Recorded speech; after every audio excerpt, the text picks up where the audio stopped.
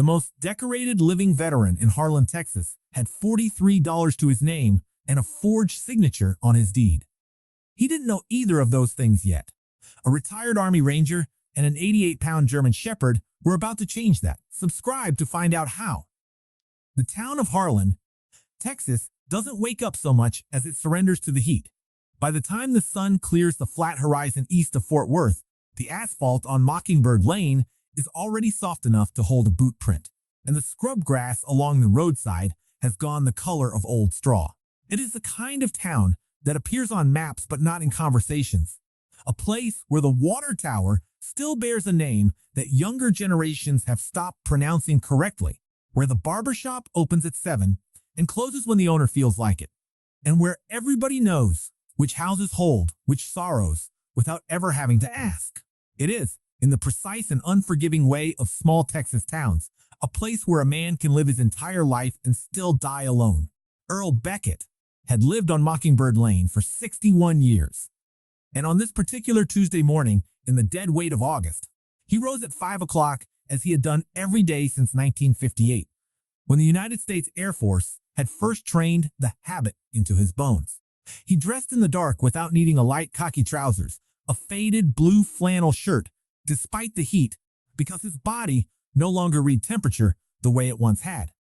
He moved through the small house with the careful economy of a man who has learned that the world does not rearrange itself to accommodate aging joints, and he filled the old aluminum percolator with water and 3-level scoops of ground coffee, the same percolator Dorothy had bought at a garage sale in 1974 and declared perfectly good. He stood at the kitchen window while the coffee boiled and looked at the 3 photographs arranged on the wall in the order he had placed them the year Dorothy passed. The first was black and white. A young man in a flight suit standing before the nose of a B-29 Superfortress, one hand raised in a wave, his mouth open in a grin so wide it seemed borrowed from a different century. The second was faded color. Earl and Dorothy on the steps of the First Baptist Church of Harlan on the 14th of June, 1957, Dorothy in white, Earl in his dress uniform, both of them squinting into a sun that had no patience for solemnity. The third photograph was the one Earl always looked at last and longest, a young man in Army combat uniform, standing at parade rest in front of a sand-colored building somewhere that no longer existed. James Earl Beckett, killed in action, Fallujah, Iraq, November 2004. Earl drank his coffee standing up. He opened the refrigerator, half a carton of milk, 3 eggs, a heel of butter, and closed it again without taking anything out. On the kitchen table sat a small spiral notebook where he recorded every expenditure in pencil, every dollar and every quarter, a habit Dorothy had started and that he had continued because stopping it felt like erasing her. He opened it to the current page.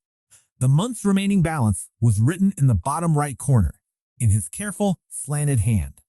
$43. He closed the notebook. He sat down at the table and stayed there for a moment in the particular stillness of a man who has survived things that should have killed him and is now being quietly defeated by arithmetic. Then he stood, walked to the bedroom, and opened the bottom drawer of the old oak dresser. He reached past a folded flag, past a stack of letters bound with kitchen twine, and lifted out a small velvet box, deep blue, worn at the corners, heavier than its size suggested. He set it on top of the dresser and looked at it without opening it. In the kitchen, the percolator rattled against the burner. He picked up the velvet box and carried it to the kitchen table. He pulled on his pea coat, checked that his wallet was in the breast pocket, and set the velvet box carefully inside the pocket alongside it. He was almost to the door when something made him stop. He went back to the kitchen, pulled open the drawer again, and picked up the yellow envelope. His name was on the front. He did not recognize the handwriting. He opened it. He read the single page inside twice, then a third time, his lips moving slightly on the legal language he could not parse, but whose meaning was plain enough. 30 days. Mockingbird Lane Holdings, LLC. Vacate the premises.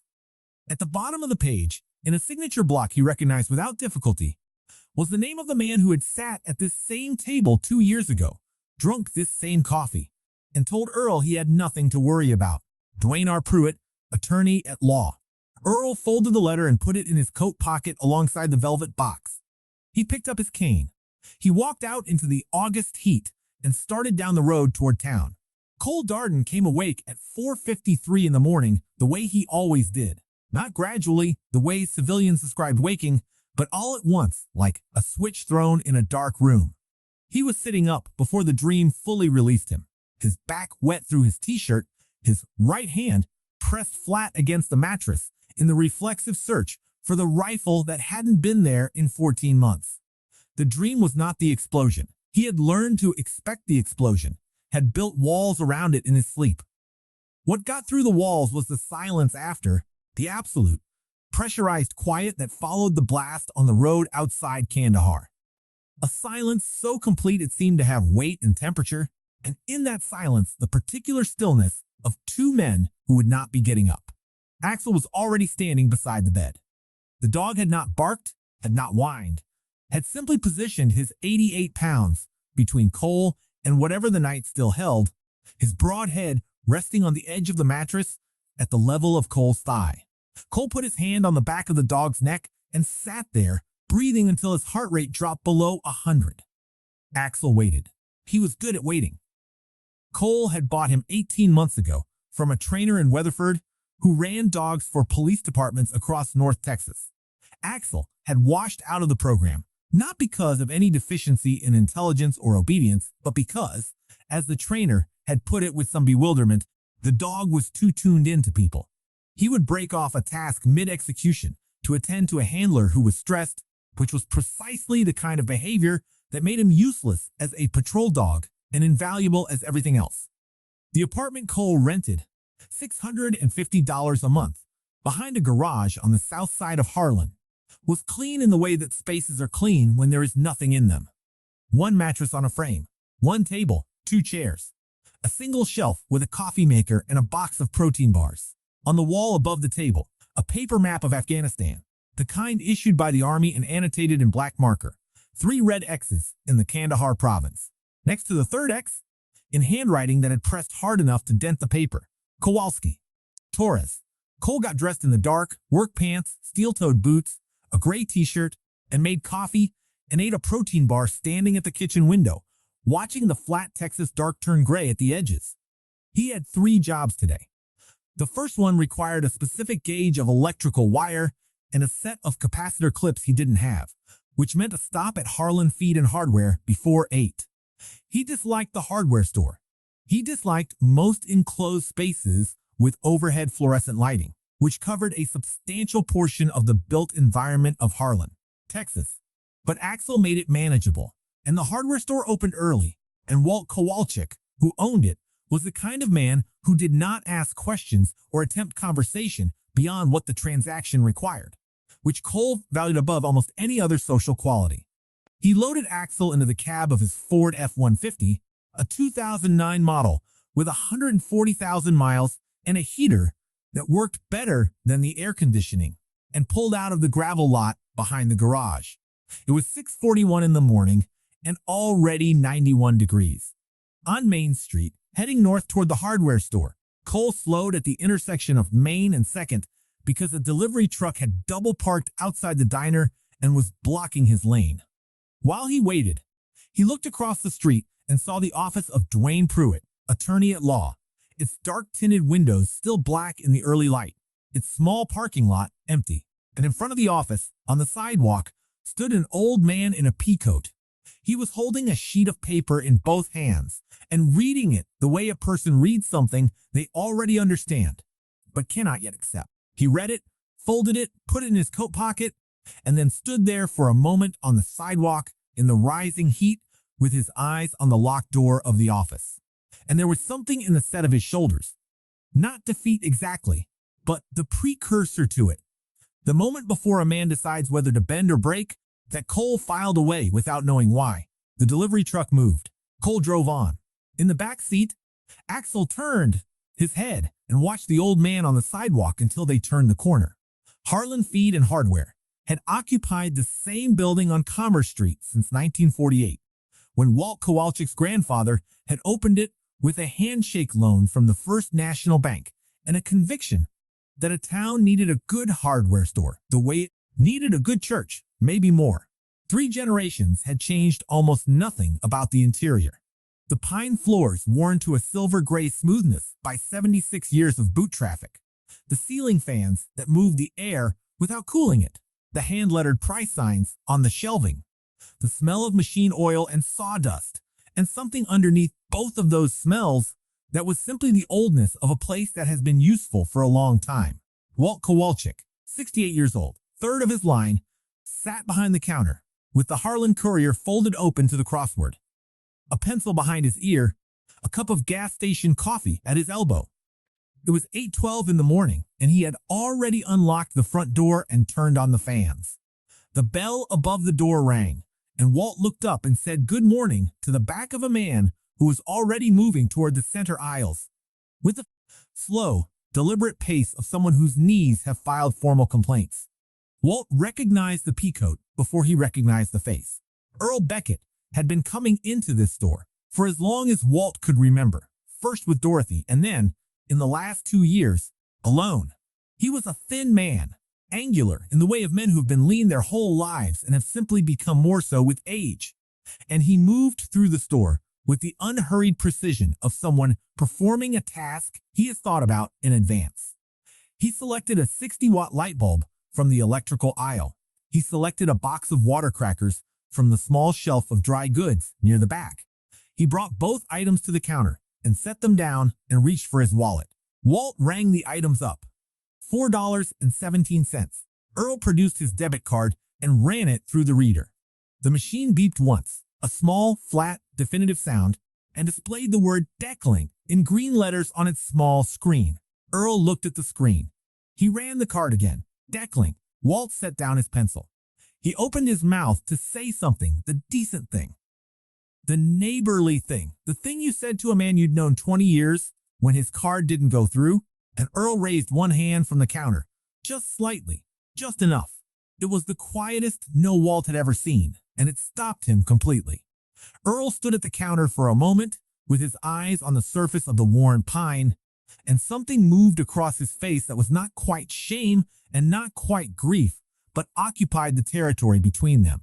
Then he reached into the interior pocket of his peacoat and removed a small velvet box, deep blue, worn at the corners, and set it on the counter beside the light bulb and the crackers. He opened it. Walt stood up. His pencil rolled off the counter and hit the floor, and he did not look at it. Lying on a bed of silver-white satin that had yellowed at the edges was a 5-pointed star of pale blue enamel, its points ending in small trefoils, suspended from a ribbon of red, white, and blue silk. On the back of the star, in the small, precise lettering of official government engraving, Earl W. Beckett, Korea, 1952. It was a Congressional Medal of Honor. Walt had seen photographs of one in a book his grandfather kept on the shelf behind the counter. He had never seen one in person. He was not entirely sure, in this moment, that what he was seeing was real. Earl said, his voice carrying the particular flatness of a man rationing his dignity carefully, that the medal was genuine, that it was worth considerably more than $4.17, and that he would return the following month to buy it back when his pension came through. He would like the light bulb and the crackers now, please. The word please, spoken in that voice in that way, was the most expensive thing Walt had heard in 30 years of running a hardware store. He was still trying to find an answer that would not humiliate either of them when a man in a linen blazer stepped out of the electrical aisle and set his eyes on the open box on the counter. And Walt watched the man's expression do the thing that faces do when they see something valuable and begin immediately calculating. The man said he'd give $500, cash, right now, friendly neighbor, no trouble. And from the back of the store, deep in the plumbing aisle, where no one had been standing a moment ago, a dog made a sound that was not quite a growl and not quite a warning, but was clearly both. Cole had been in the plumbing aisle for 6 minutes, comparing 2 spools of 14-gauge wire, when Axel went still beside him in the particular way that meant the dog had registered something Cole had not yet consciously processed. Not the alert posture of a threat, ears forward, weight shifted, but the attending posture. The one Cole had learned to read over 18 months of living with the animal. head slightly raised, eyes tracking the low vibration in the chest that was not aggression but attention brought to its highest pitch. Cole looked toward the front of the store. He saw the old man at the counter, the same man from the sidewalk on Main Street, the peacoat, the folded paper, the shoulders carrying weight that hadn't been there last decade. He saw Walt standing with his hands flat on the counter and his face doing something complicated. He saw the man in the linen blazer step forward, and then he saw what was open on the counter, and he put the wire spools down on the shelf without looking at where they landed and walked to the front of the store. He'd seen a Congressional Medal of Honor 3 times in his life.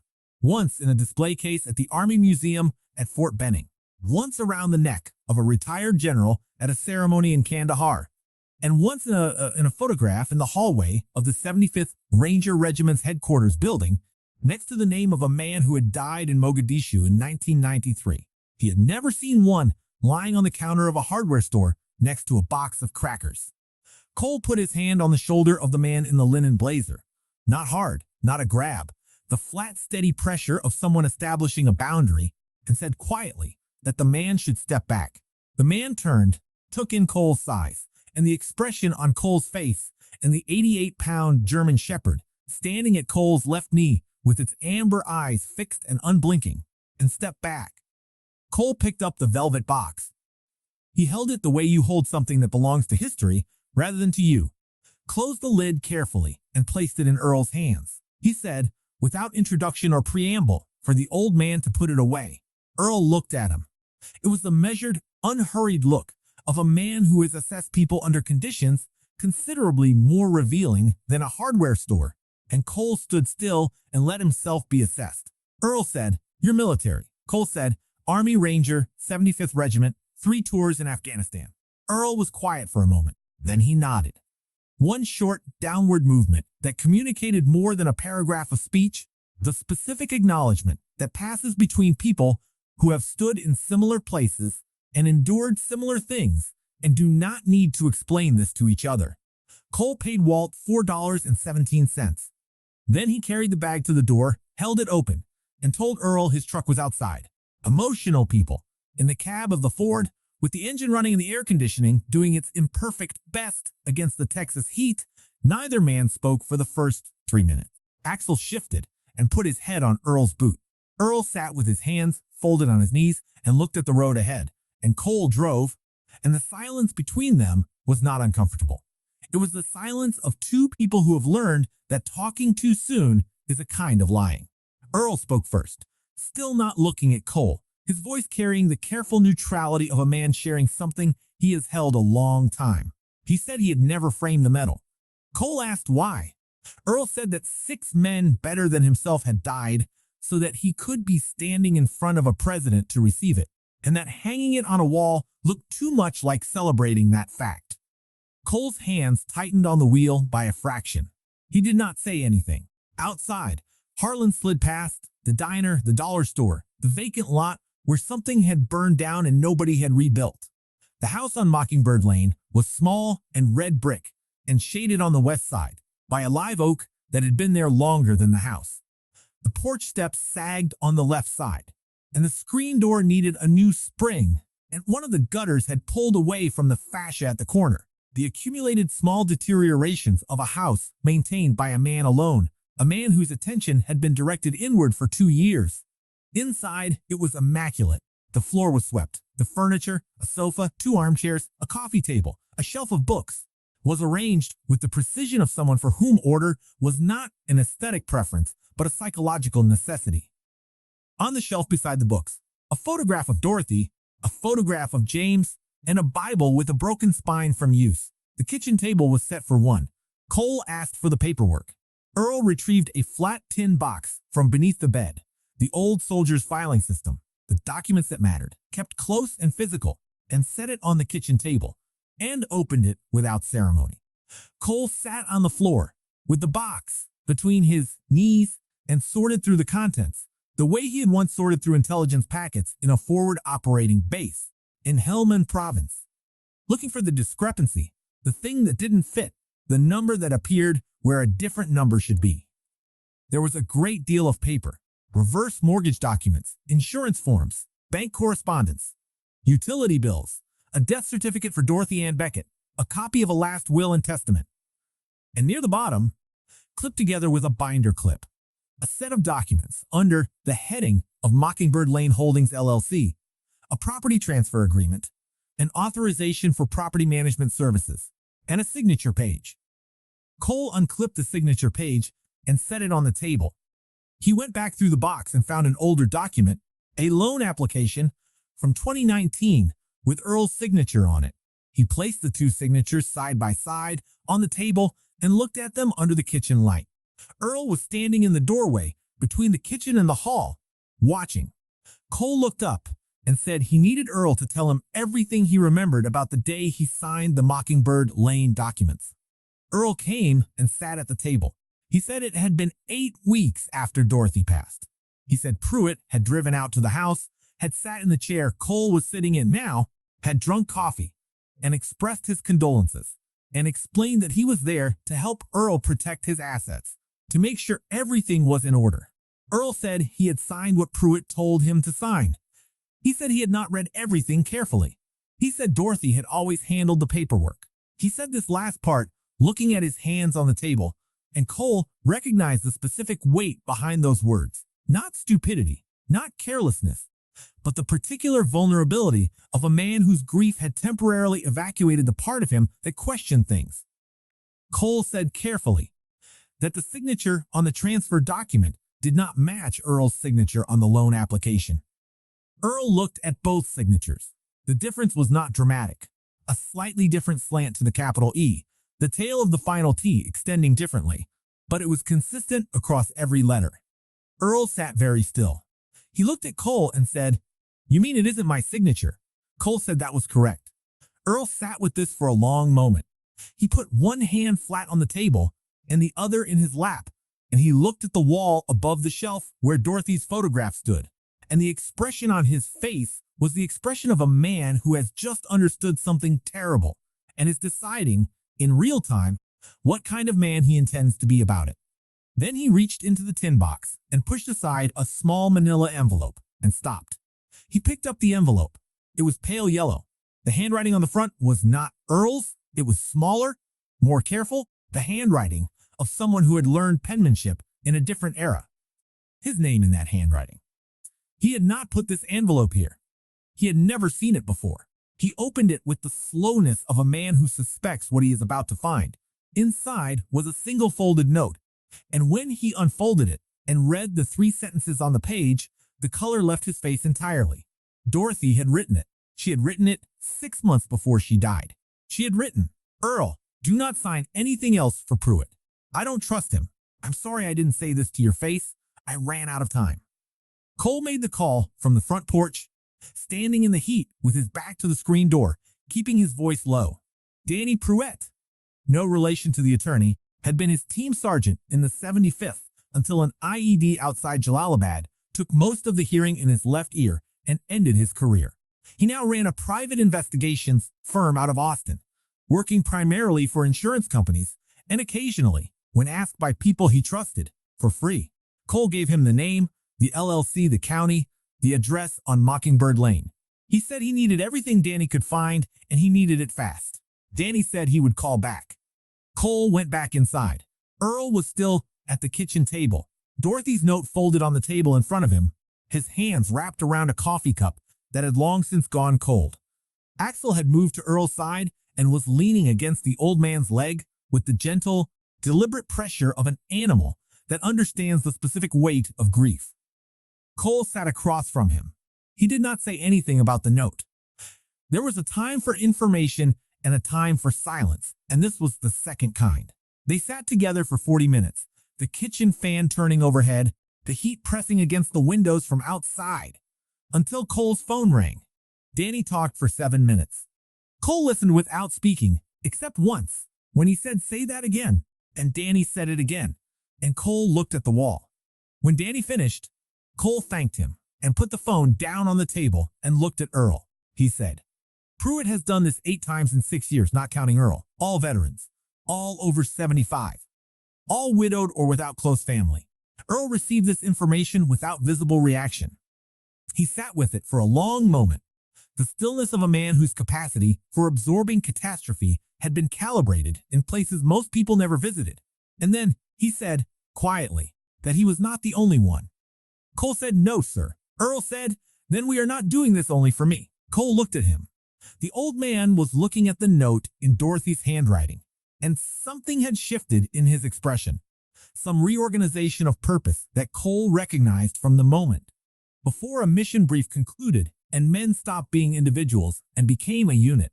Before Cole could respond, his phone rang again. Danny's voice was different this time, lower, carrying the careful tone of a man who has found something he wishes he hadn't. Every single transfer had been filed and approved by the same clerk, Ashley Pruitt Monroe, Dwayne Pruitt's niece, and the judicial signature confirming each transfer as legally binding, required by Texas property law for contested estate documents, bore the name of Judge Carl Whitmore, who had, according to public record, played golf with Dwayne Pruitt at the Harlan Municipal Course every Friday morning for the past 12 years. Cole set the phone down. He looked at Earl. He said, "It's not just Pruitt." Earl said, "It never is." Then Danny called a third time. His voice was different again, quiet in the way of someone delivering news they know will land hard.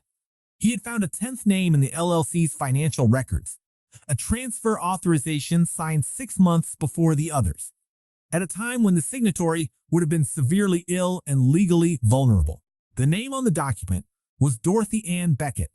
Cole looked at the note on the table, at the 3 careful sentences Dorothy had not had time to deliver, and he understood that she had known exactly what was happening and had spent some portion of her remaining strength trying to warn her husband and had run out of time. He did not read the third name to Earl. Not yet. Earl had enough to carry today.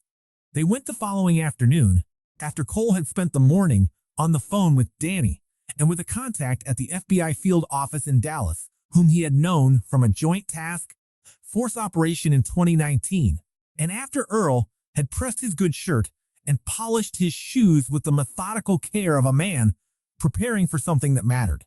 Cole noticed the shoes. He didn't remark on it. They drove to Main Street and parked in front of the building with the oak sign in the window. Pruitt and Associates, attorney at law, established 1998. Cole clipped Axel's service vest on and they walked inside. The receptionist, young, efficient, alarmed by the dog, said Mr. Pruitt was with a client. Cole said they would wait. They waited 4 minutes, during which Cole stood near the window, and Earl sat in one of the chairs with his cane across his knees and looked at the framed diplomas on the wall with an expression that revealed nothing. Then Cole said to the receptionist that they were going in now and walked down the hallway before she could respond.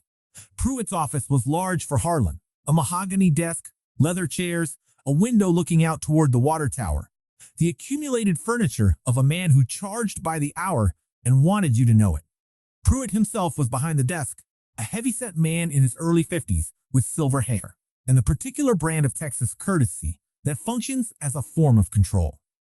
He stood up when they entered, his expression cycling rapidly through surprise, irritation, and the professional management of both.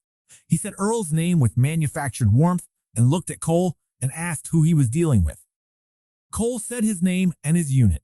He said it the way you say the only thing that needs to be said. He set 3 items on Pruitt's desk, the side-by-side signature comparison, the list of 9 names with their military service records and their property transfer dates, and a printout of Ashley Pruitt Monroe's approval stamps on each filing. Then he sat down across from Pruitt and waited. Pruitt looked at the documents for a long time. The performance of composure he had put on when they walked in, the genial lawyer, the man with answers, underwent a slow and visible erosion, like a sandbank in moving water. He said this was a misunderstanding, that the documents were fully executed, and that he strongly advised them to speak with his legal department before making accusations. Cole said, "Call the police if you'd like." His contact at the FBI Dallas field office was available and had been briefed, and was in fact waiting for a call from Cole to determine whether to proceed formally. Pruitt's hand moved toward the phone on his desk and then stopped. The silence in the room had weight and texture. Axel sat at the office door and did not move, and did not look away from Pruitt, and the quality of the dog's stillness was its own form of statement. Then, Pruitt did something Cole had not anticipated. He sat without moving for a long moment. Then he said that if Cole called the FBI, he would cooperate fully, that he had been prepared to cooperate for 6 months, that there was a sealed envelope at his personal attorney's office in Fort Worth containing every transaction record, every authorization, every payment made to Ashley Monroe, and a letter addressed to the FBI Dallas field office that he had not yet been able to send. Cole looked at Pruitt. He said, "Have your attorney call Danny Pruitt in Austin within the hour. If the envelope is there and complete, that call is the difference between cooperation and obstruction." Pruitt nodded once. Pruitt said that Judge Whitmore had made clear 6 months ago that if Pruitt moved toward disclosure, Whitmore would use his position to have Pruitt's son, currently a second-year law student at UT Austin, disbarred before he was ever admitted to practice, on the basis of fabricated ethics violations that Whitmore had prepared and held in reserve for exactly this purpose.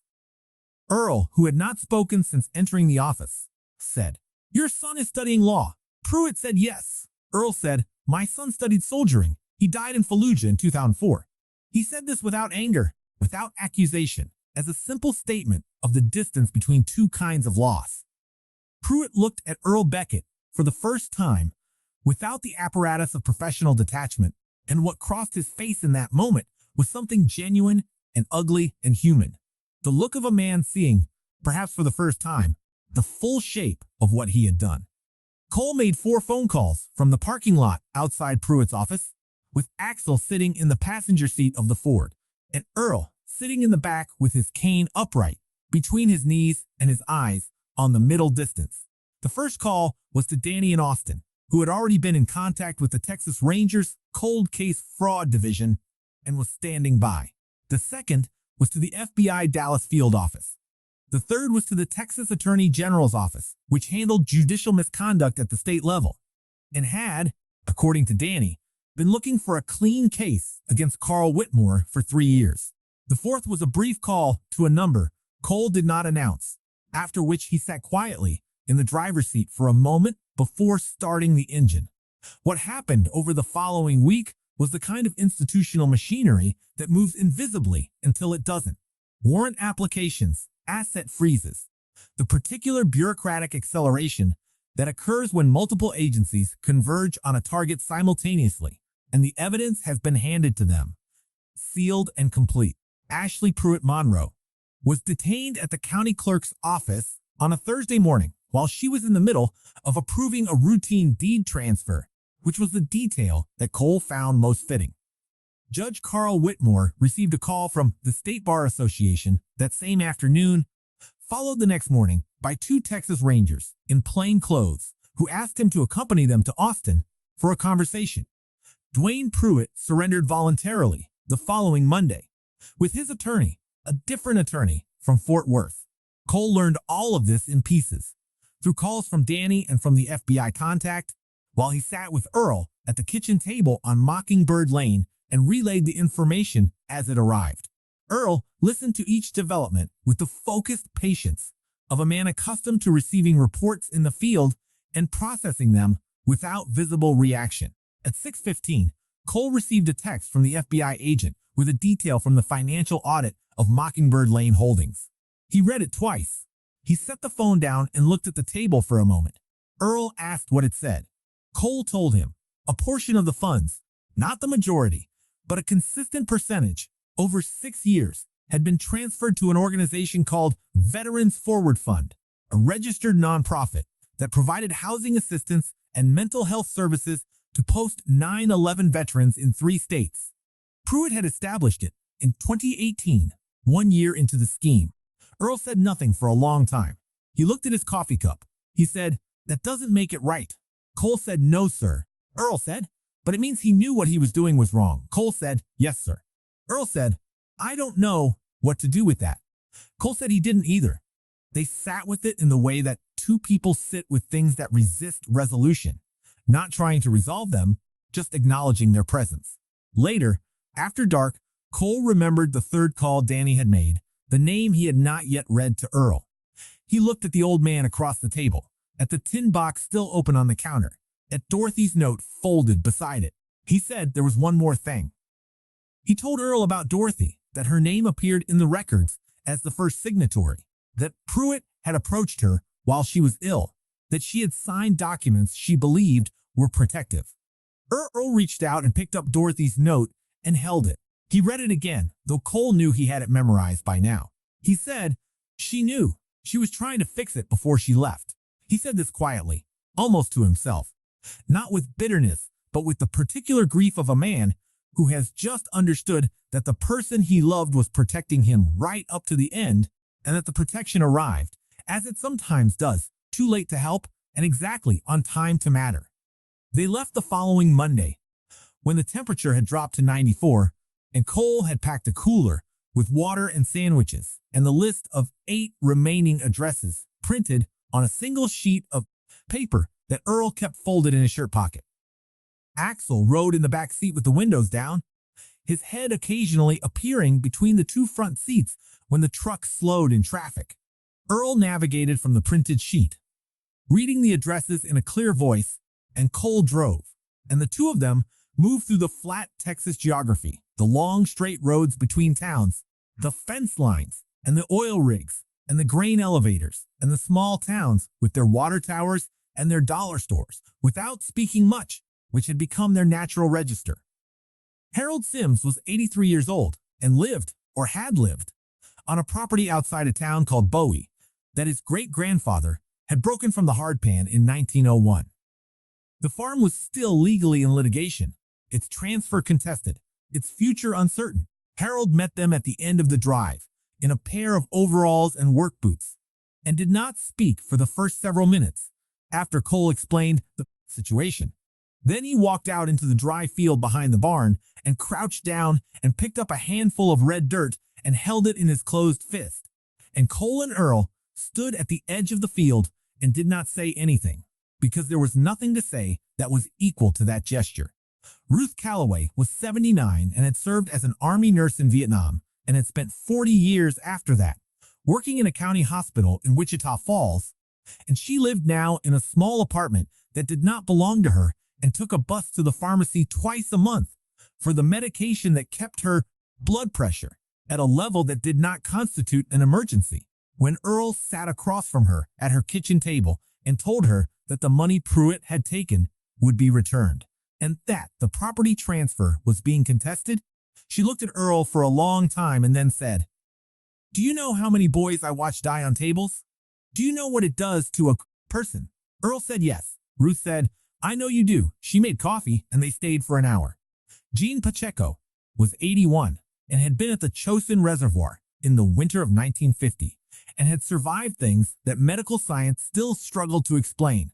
And he opened his door and looked at the 3 of them, the old man, the young man, the dog, and said, "Chosin, you're the first person in 70 years who's mentioned it."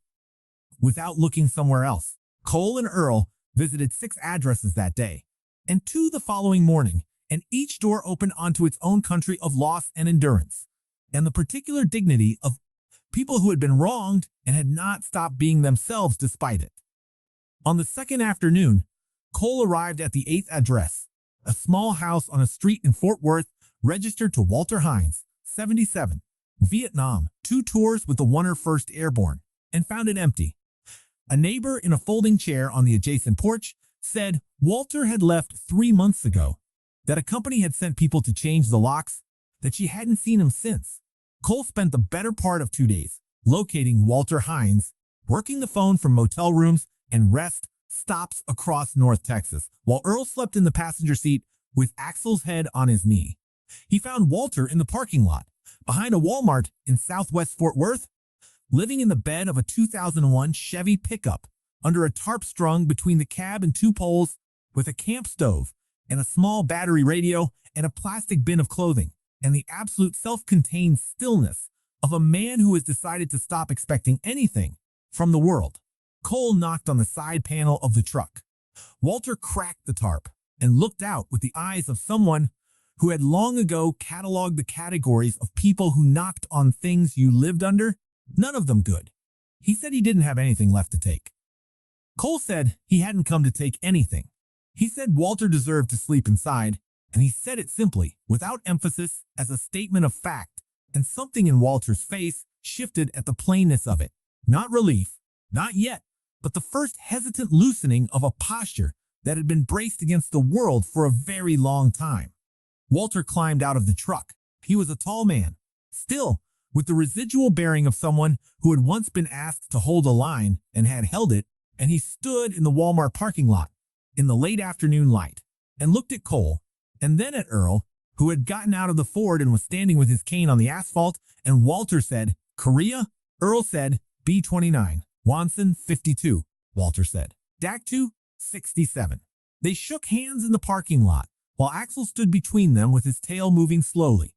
And Cole stood back and watched two old men find each other in a parking lot behind a Walmart in Fort Worth, Texas, and felt something shift in his chest that he did not yet have a name for. 2 weeks after the arrests, on a Thursday evening, when the heat had dropped below 80 for the first time in 6 weeks, and something that might charitably be called a breeze was coming off the flat land to the west, Cole sat on the repaired front porch of the house on Mockingbird Lane and listened to Earl explain the difference between a B-29 and a B-52 in terms that assumed a level of aeronautical knowledge Cole did not have, but found he did not need. Because what Earl was really describing was not aircraft, but the specific quality of the sky at 30,000 feet over the Korean peninsula in January of 1952, the particular blue of it, the way the contrails of enemy MiGs looked like chalk lines drawn by a careful hand, the brief and absolute silence before the anti-aircraft fire that caught his port engine and changed the rest of his life. Gene Pacheco had come by that morning with his tools and spent 4 hours replacing the sagging porch boards, working in silence except for the sound of the hammer and, occasionally, the sound of Axel moving from one end of the porch to the other, supervising. When Earl had tried to thank him, Gene had said he knew that was why he was doing it, and gone back to his hammering. The FBI had returned the Medal of Honor 3 days after its submission as evidence, accompanied by a letter from the Department of Defense on formal letterhead that stated, among other procedural matters, that the case of Earl W. Beckett and the 8 other veterans of Harlan County had been referred to the Office of the Secretary of Defense as part of an ongoing review of veteran protection protocols. At the bottom of the typed letter, in handwriting that was clearly not a signature stamped by an aide, someone had written, "The country owes you better than this. Mr. Beckett, I'm sorry it took this long." Earl had read the letter, folded it, and placed it in the tin box beside Dorothy's note, and had not mentioned it since. Danny had called Cole on Monday with a formal offer from the Texas Rangers' newly established Elder Financial Exploitation Unit, a position within a unit that had been proposed for 2 years and funded but never properly staffed. The Harlan case had moved it from a line item in a budget document to something with a mandate and a starting date, and Danny had put Cole's name forward the week the arrests were made. Cole had sat with the offer for 3 days, turning it over in the way he turned over things that mattered, looking for the reasons it was wrong, finding, instead, only the reasons it was right. He had come to the porch this evening, partly to tell Earl.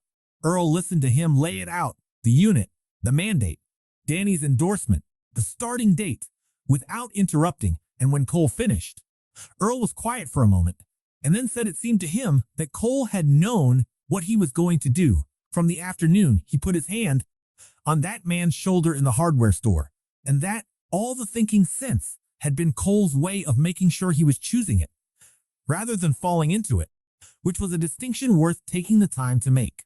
He said, "I give you permission to trust what you already know." Cole looked at the flat Texas dark beyond the live oak. Axel was lying between the 2 chairs with his chin on his forepaws, his eyes moving between the 2 men in the unhurried way a creature that has arranged things to its satisfaction. Cole said there was something he had not said yet. He said the names, Kowalski, Torres. He said them in the particular way you say names that have lived inside you at a pressure higher than speech for a long time. Earl did not say, "I'm sorry." He did not say, are you okay? He said, "Tell me about them. Start wherever it starts for you."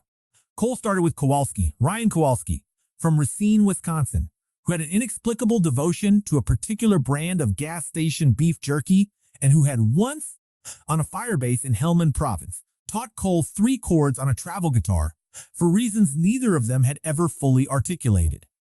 He started there and kept going, and Earl sat in the repaired chair on the repaired porch and listened with the full and patient attention of a man who understood that this was the most important thing happening in the world at this moment.